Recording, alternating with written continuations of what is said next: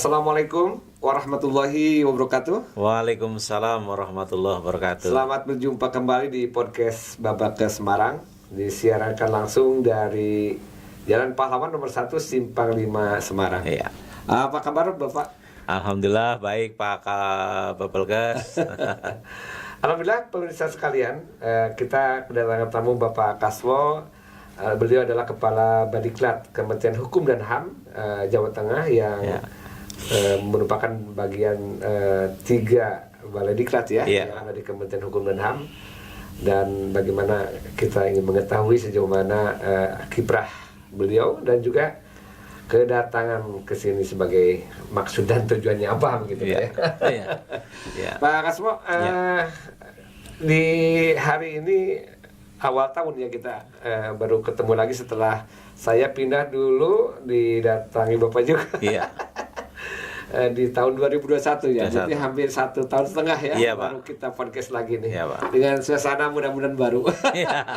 Alhamdulillah keren ini Pak Kabale, keren sekali. Mungkin bisa dijelaskan lagi Pak wilayah kerja Bapak untuk Badiklat Kementerian Hukum HAM Jawa Tengah ini Pak. Baik, terima kasih Pak Kepala Babelgas, sahabat saya, guru saya. Dapat kami sampaikan bahwa Badiklat Hukum dan HAM Jawa Tengah ini ada wilayah kerja sekitar 10 provinsi, 10 provinsi ya. Di wilayah tengah Pak. Ya. Baik. Kalau kami sendiri ada 7 sekarang Pak, 7 balai karena Mataram sudah kembali lagi ke Bapak Kemenkes. Iya. Jadi kalau kami adalah di bersama BPK Jakarta Pak. Iya. Kita menjadi pengampu ataupun wilayah kerjanya adalah bersama BPK Jakarta itu DKI, Jawa Tengah, DIY, Jawa Timur, seluruh Kalimantan. Nah, untuk NTB sendiri ada NTB, NTT dan Bali begitu Pak, begitu.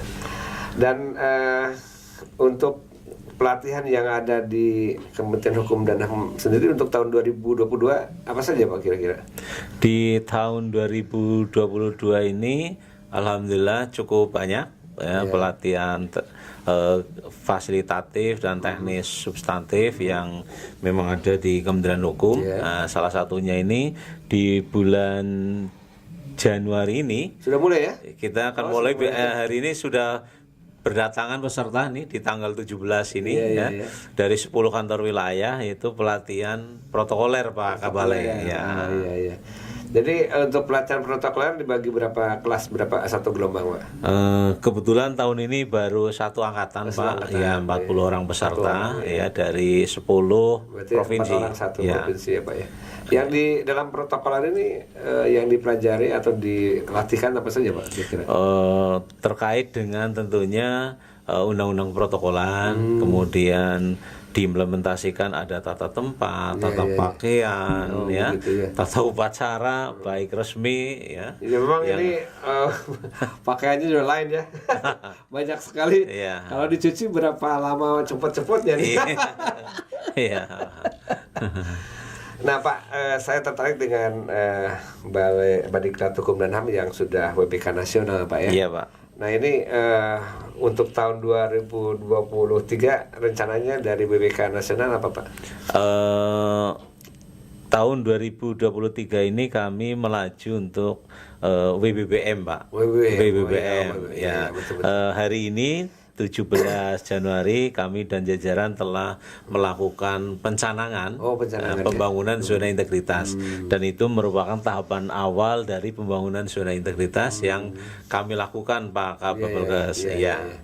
Ya kami sendiri, kalau kami agak satu langkah di belakang Bapak Pak, kita akan WBK nasional begitu kalau Bapak sudah mulai. Nah terkait dengan halnya mengenai WBK atau WBBM Pak ya. Iya. Kiat-kiat Bapak sendiri untuk ini karena kabarnya kan dengan sistem yang baru ya. Beberapa kementerian pun agak tertunda ya. Nah ini bagaimana nih kiat-kiatnya supaya 2023 tercapai Pak? Kami akan juga belajar dari Bapak nih. Baik, sebenarnya tidak jauh berbeda dengan tahun-tahun yang lalu ya. Kemarin kami sudah juga berproses membangun zona integritas menuju WBBM Pak. Betul. Ya, bahkan sudah sampai masuk top 25 di Kementerian Hukum dan HAM ya? Dan masuk di tim penilai nasional Pak ya. Tentu tahun 2023 ini ada hal-hal baru yang coba kami akan lakukan sebagai program kerja pembangunan zona integritas. Mungkin salah satunya yang saran dari tim TPN adalah pengelolaan alumni Pak. Pengelolaan alumni ya ini menjadi bagian yang penting juga. Betul. Mereka itu sebagai alumni pelatihan di Balai Diklat Hukum dan HAM Jawa Tengah. Iya betul. Iya Pak. Nah kami pun sama kita dituntut bagaimana men-tracing Pak. COVID juga kan di-tracing Pak ya. Salah satu kegiatan dalam rangka penanggulangan COVID di-tracing. Nah kita pun men-tracing alumni sejauh mana kompetensi yang diperkuat untuk membedakan atau mengurangi gap kompetensi yang dinilai sebelumnya. Karena sebenarnya kita juga melakukan training and assessment Pak ya. Kemudian menghitung apa yang bisa dilatihkan dan sebagainya. Nah untuk tahun 2023 selain protokol apa aja Pak yang akan dilatih? Ada PKP ya Pak ya? Iya, dan mohon izin kami menjadi pilot project sebagai arahan sebagaimana arahan Pak Kepala BPSDM Hukum dan HAM, Bapak Dr. Asep Kurnia. Sama namanya. Ya, sama dengan nama Pak Kepala Bapelkes, Pak Asep juga. Kalau beliau ada Pak Asep Zainal Mustafa.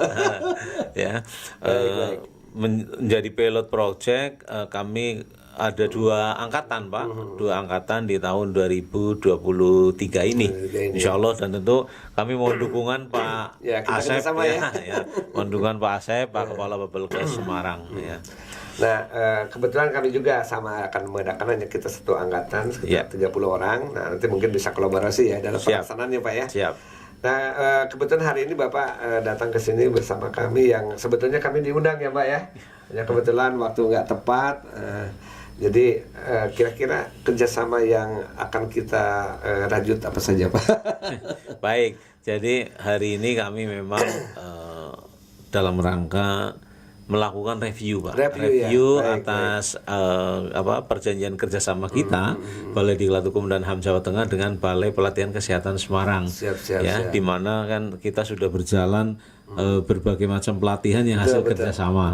Betul. Tahun 2023 ini kita review, siapa tahu dinamika di lapangan ada perkembangan-perkembangan yang kemudian bisa kita kerjasamakan kembali. Mengingat tentu keterbatasan kami dari sisi SDM dan lain-lain. Gitu Pak Bapelkes. Hasil review tadi gimana Pak kira-kira? Alhamdulillah ya, alhamdulillah, dan memang ada masukan-masukan bersama ya. Baik buat Bapak, buat kami juga betul. Dan itulah namanya kita kerjasama, namanya kolaborasi, saling sama-sama memang kita tusinya sama dalam rangka meningkatkan kompetensi ASN kan gitu ya Pak. Iya. Nah terkait dengan pelatihan laser yang sudah dilaksanakan kemarin ya, dan tahun ini kita belum ada kabar ya. Ini ada juga Bu Anita di sini. Belum ada kabar ya Bu Anita ya terkait dengan laser, tapi yang jelas adalah penelitian P3K. Ya, nah memang informasi dari LAN juga untuk laser sedang diperkuat sebetulnya. Dan mudah-mudahan nanti kalau P3K pun jadi kita kolaborasi juga Pak ya. Siap. Tentu Pak Bapelkes ya.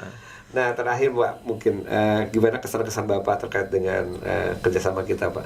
Baik, yang pertama ingin kami sampaikan tentu apresiasi yang sebesar-besarnya kepada mitra kami, sahabat kami, Balai Pelatihan Kesehatan Semarang ya. Kami merasa terbantu sekali selama kegiatan Latsar tahun lalu, di mana kami harus mengampu 1.775 orang. Banyak sekali. Ada 46 angkatan tentu kami membutuhkan sekali dukungan, support dari mitra kami, dalam hal ini Bapelkes Semarang ya. Kesannya tentu sangat luar biasa luar biasa sekali Pak. Begitu pula kami Pak. Saya ucapkan terima kasih kepada Bapak ya, karena dengan kerjasama itu ternyata bukan salah satu pihak yang diuntungkan, Pak, tapi dua-dua saling diuntungkan, saling menguntungkan, saling kerjasama, saling menguatkan dan lain sebagainya. Nah, mudah-mudahan nanti kerjasama tetap berlanjut, Pak. Amin. Ya. Amin, dan harus Pak. Harus, tapi saya juga iri Pak sama Bapak, Pak. Saya udah berapa kali datang ke gedung Bapak. Iya. Ternyata Bapak itu pinter. Pinternya kenapa?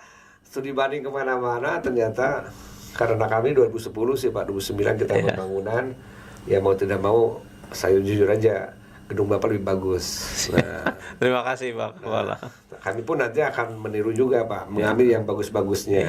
Ya. Dan kami pun tetap berusaha, kita akan membangun karena sekarang dengan zaman apalagi setelah Covid ya, pelatihan itu bukan training center Pak, tapi juga menjadi learning center. Jadi peserta dimungkinkan untuk daring, dimungkinkan juga luring atau dimungkinkan dua-duanya. Ya.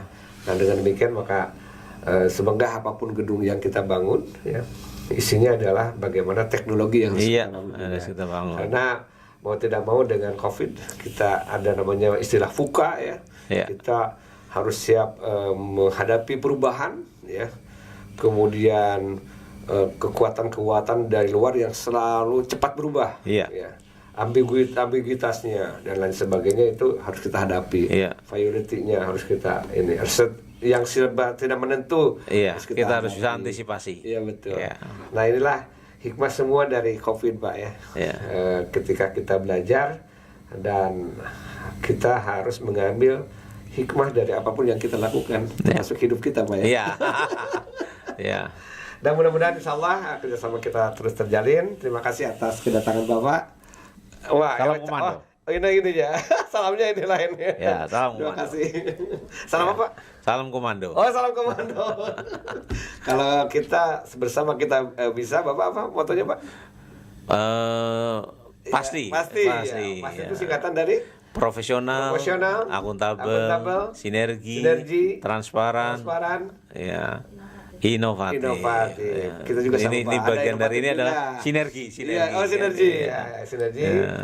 Kemudian transparan dan inovatif. Kalau kami bersama kita bisa. Kata orang katanya kok bersama kita bisa? Ya, memang kita sedari dulu harus serba bisa ya. Bersama kita bisa, kita harus beradaptif, kemudian inovatif, santun dan andal.